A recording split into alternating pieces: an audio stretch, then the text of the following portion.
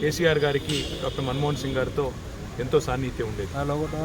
దాదాపు 2 సంవత్సరాల పాటు వారి క్యాబినెట్లో పనిచేసిన, సంవత్సరంన్నర నుంచి 2 సంవత్సరాల పాటు వారి క్యాబినెట్లో పనిచేసిన, అదేవిధంగా తర్వాత తెలంగాణ రాష్ట్రం ఏర్పడిన తర్వాత కూడా ఎన్నో సందర్భాల్లో వారు కలిసినప్పుడు, వారు ఎదురుపడ్డప్పుడు కూడా చాలా ఆప్యాయంగా పలకరిస్తూ ఎట్లా ఉంది మీ తెలంగాణ అంటూ వారికి దిశానిర్దేశం చేసిన నాయకుడు డాక్టర్ మన్మోహన్ సింగ్.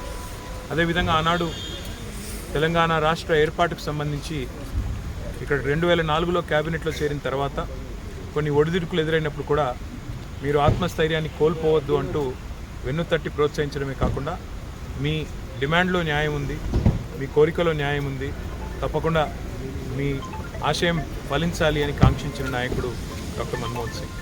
భారతదేశాన్ని ఆర్థిక సంక్షోభం నుంచి బయటేయడమే కాకుండా ప్రపంచంలో మన దేశానికి గౌరవాన్ని తీసుకురావడమే కాకుండా ఒక సౌమ్యుడిగా, వివాద రహితుడిగా, అందరివాడుగా భారతదేశానికి గొప్ప పేరు తెచ్చిన నాయకుడికి ఈరోజు మా పార్టీ తరఫున ఇక్కడికి వచ్చి నివాళి అర్పించాలని చెప్పి పెద్దలు కేసీఆర్ గారి ఆదేశం మేరకు మా గౌరవ రాజ్యసభ ఫ్లోర్ లీడర్ సురేష్ రెడ్డి గారు, అదేవిధంగా రవిచంద్ర గారు, దామోదర్ రావు గారు అందరం కూడా కలిసి వారి కుటుంబ సభ్యులు, వారి శ్రీమతి గురుశరణ్ కౌర్ గారిని, ఇంకా ఇతర కుటుంబ సభ్యుల్ని కూడా కలిసాం.